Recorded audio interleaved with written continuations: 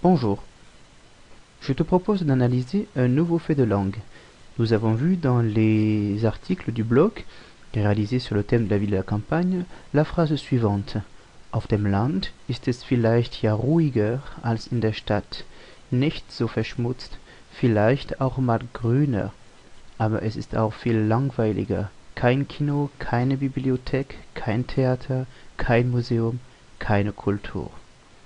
Dans un premier temps, je te propose de rechercher dans ce texte, dans cet extrait, les différents adjectifs que l'on peut y trouver. N'hésite pas à mettre en pause pour ta recherche.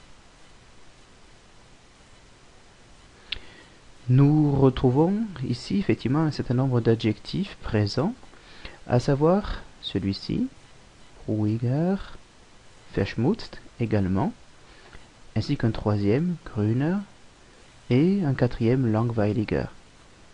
Si tu regardes un petit peu ces adjectifs, certains ont un point commun. Lequel? Effectivement, certains disposent d'une terminaison un petit peu particulière. Ruhiger, grüner, langweiliger. À ton avis, à quoi peuvent correspondre ces terminaisons? À quoi servent-elles?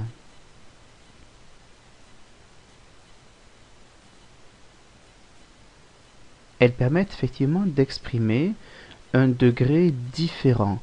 Ruhiger, grün, grüner, langweilig, langweiliger. Il s'agit en fait d'un comparatif dit de supériorité lorsqu'on veut présenter quelque chose qui est plus qu'autre chose. Ruhiger, plus calme, grüner, plus vert, langweiliger, plus ennuyeux également. Voilà, à présent, passons à un petit exercice. À toi de retrouver quelle est la forme correspondante pour les différents adjectifs. Das Leben auf dem Land ist ruhiger. Auf dem Land ist es grüner. Auf dem Land ist es langweiliger. Donc on rajoute à chaque fois la terminaison ER pour dire c'est plus ennuyeux, c'est plus calme, c'est plus vert. Et de la même façon, voici de nouveaux exemples. Das Leben in der Stadt ist stressig va donner stressiger. La vie en ville est plus stressante. Das Leben auf dem Land ist gesünder. Ah, il s'est produit ici quelque chose d'un petit peu particulier, à savoir ici le U a pris un umlaut. En fait, certains adjectifs, il faut le savoir, rajoutent en plus un umlaut au comparatif. C'est le cas notamment des deux adjectifs suivants, alt et jung, ainsi que d'autres dont je vous communiquerai la liste. Il y en a à peu près une dizaine, groß, grand, etc. Donc pour l'exemple suivant, alt, die Leute auf dem Land sind oft, cela va nous donner älter, effectivement, ER plus le umlaut sur le A.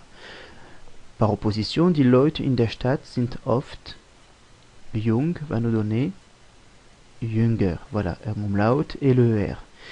Et puis le dernier, donc attention, ich finde das Leben auf dem Land, je trouve la vie à la campagne bien, je veux dire mieux, entre guillemets. Là, nous allons avoir carrément une forme qui diffère complètement de la forme de base gut, à savoir besser.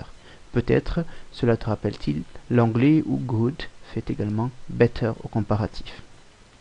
Voilà, donc il y a 2-3 éléments comme ça, 2-3 adjectifs ou adverbes qui fonctionnent de la même façon, qui ont un comparatif irrégulier, vous les aurez dans la leçon.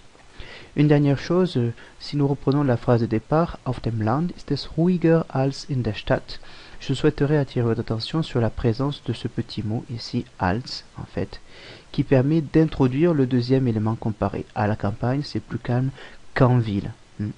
Sachant que cette partie-là, je ne suis pas effectivement obligé de l'avoir ici. Tout ceci, je pourrais très bien dire, auf dem Land ist es ruhiger. À la campagne, c'est plus calme. Point. Simplement, si je veux introduire le deuxième élément de comparaison, je devrais utiliser ce petit mot als. Voilà. Essayez de retenir ces informations, nous les mettrons en commun dans notre séance en informatique, et puis nous passerons à quelques exercices d'application. C'est tout pour aujourd'hui. Tchuss!